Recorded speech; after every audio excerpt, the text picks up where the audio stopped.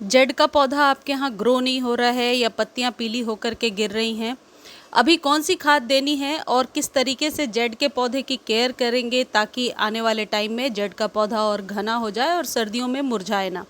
ये आज के वीडियो में मैं आपको बताने वाली हूँ कि जेड की कटिंग को कैसे ग्रो करेंगे और जेड के पत्तों को पीले होकर के गिरने से कैसे बचाएंगे। जेड एक ऐसा पौधा है जो कटिंग से बहुत आसानी से लग जाता है। तो पहली टिप ये है, जेड की कोई भी नई पुरानी सी कटिंग, बस 1 इंच की कटिंग आप अपने पौधे से ही निकाल लीजिए या कहीं से, यदि आपके पास नहीं है तो किसी नेबर से या किसी से मांग सकते हैं। बस उस कटिंग को आप सॉइल में लगाइए। अब यहाँ पर एक चीज़ ध्यान दीजिए कि 3-4 कटिंग्स यदि एक साथ आप लगाएंगे तो बहुत सारे पौधे तैयार कर सकते हैं। कटिंग को लगाने के बाद डायरेक्ट सनलाइट में रख दीजिए और जब भी ऊपरी सतह आपको ड्राई नज़र आए तो स्प्रे करके पानी दीजिए। 5 से 6 दिनों बाद कटिंग इस तरीके से ग्रो हो जाएगी। ऐसे आप 4-5 कटिंग्स लगा करके जेड के नए पौधे को अभी बरसातों में आसानी से बना सकते हैं। इसमें कोई खाद देने की ज़रूरत नहीं। अब यहाँ पर एक प्रो टिप है कि यदि आप चाहते हैं कि पौधा सूखे ना, ख़राब ना हो, जो नया पौधा है, तो डायरेक्टली इसे 5 से 6 इंच के कंटेनर में लगाइए जैसे मैंने लगाया है। दूसरी इंपॉर्टेंट टिप है, पौधा पहले से आपके पास है और सूख रहा है तो उसे कैसे बचा सकते हैं। लेकिन उसके पहले एक चीज़ मैं आपको बताती हूँ, यदि आपके पौधे की पत्तियाँ इस तरीके से हो गई हैं जैसे मेरे पौधे की दिख रही हैं, बिल्कुल सिकुड़ी हुई सी पत्तियाँ हैं और पत्तियों में जान नहीं है, क्योंकि एक सकुलेंट की वैरायटी है और इसकी पत्तियों के अंदर पानी भरा होता है। लेकिन आप देखिए इसकी पत्तियाँ कितनी सिकुड़ी हुई हैं। यदि ऐसा कोई पौधा दिख रहा है, देखिए हेल्दी जो पौधा होगा उसकी पत्तियां कुछ इस तरीके से दिखेंगी। तो सिकुड़ी हुई पत्तियां यदि दिख रही हैं तो आप समझ जाइए कि आपके पौधे में बहुत प्रकार की डिफिशियंसी है या गर्मी बहुत तेज़ है तो पानी की कमी है। तो तुरंत ट्रीटमेंट ऐसे में चालू कर दीजिए। अब तीसरी इम्पॉर्टेंट टिप ये है कि वो कौन सी खाद है जिसे सालों भर दे सकते हैं और सालों भर इसका इस्तेमाल कर सकते हैं। ये है चाय पत्ती वाली खाद। ये वही चाय पत्ती है जो घर में चाय बनाने के बाद हम अक्सर फेंक देते हैं। उसे धोइए, सुखाइए, सबसे पहले ऊपर बिछा दीजिए जैसे मैंने बिछाया है, और 3-4 दिनों के बाद जब इसी तरीके से ड्राई हो जाए, इसमें फंगस लगने के अब कोई चांसेस नहीं है, इन्हें सॉइल के नीचे दबा दीजिए। थोड़ी गुड़ाई भी हो जाएगी और चाय पत्ती नीचे तक चला जाएगा और जितनी बार आप पानी देंगे ये रूट्स तक बहुत आसानी से चला जाएगा। ये पहली खाद है, इसे सालों भर दिया जा सकता है। टिप नंबर 4 ये है कि पौधे को घना कैसे बनाएं। देखिए ऊपर की 2 पत्तियाँ यदि आप पकड़कर हटा देते हैं, यदि न्यू पौधा है तो ऊपर से 2 पत्तियां हटानी है। ये यदि पुरानी पौधा है तो 1 इंच से 2 इंच तक ऊपर से इस तरीके से कट कर दीजिए। अब इसकी कटिंग को फेंकना नहीं है, इसकी कटिंग को आप आराम से उसी गमले में या किसी भी गमले में ग्रो कर सकते हैं। सिर्फ सर्दियों को छोड़कर सालों भर ये पौधा ग्रो हो जाता है।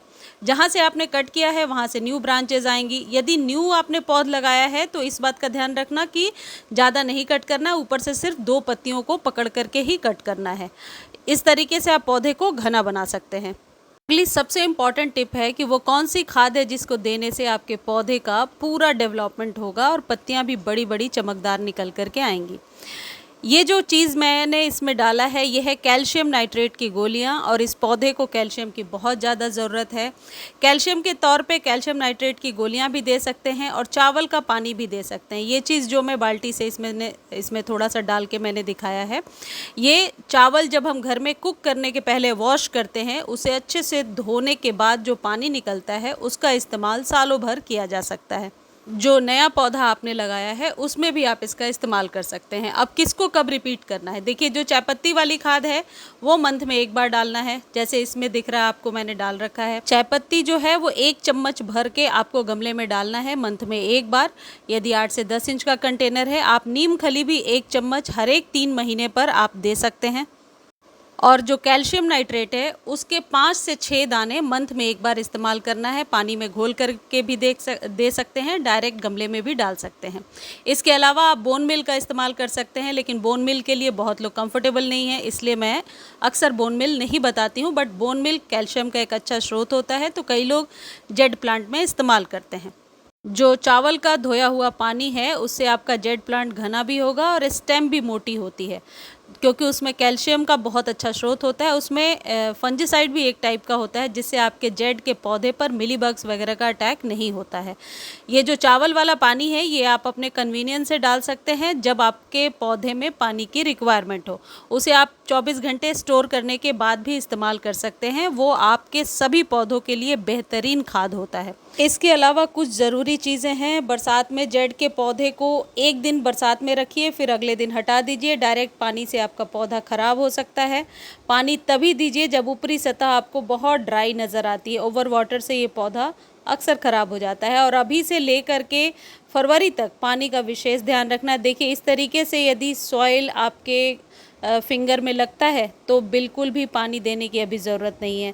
जब मिट्टी आपको बहुत ड्राई नज़र आए तभी पानी दीजिए, क्योंकि ओवर वाटर से ये पौधा सूख जाता है। कई लोग कहते हैं कि ये शेड लविंग प्लांट है, बिल्कुल भी नहीं है। इस पौधे को धूप की ज़रूरत है। 4 से 5 घंटे धूप इस पौधे के लिए बहुत ही ज़रूरी है, नहीं तो पौधा कभी भी ग्रो नहीं होगा। बल्कि नई कटिंग को भी आप धूप में रखिए, तभी आप अच्छी इसकी बढ़त ले पाएंगे। मुझे उम्मीद है ये वीडियो आपको बहुत अच्छी लगी होगी। और किसी भी खाद को खरीदने का लिंक डिस्क्रिप्शन में है, जाकर आप देख सकते हैं, वहाँ से कॉपी कर लीजिए। यदि कॉपी नहीं कर पा रहे हैं तो आप टेक्स्ट कीजिए, आपको लिंक प्रोवाइड कर दिया जाएगा। धन्यवाद।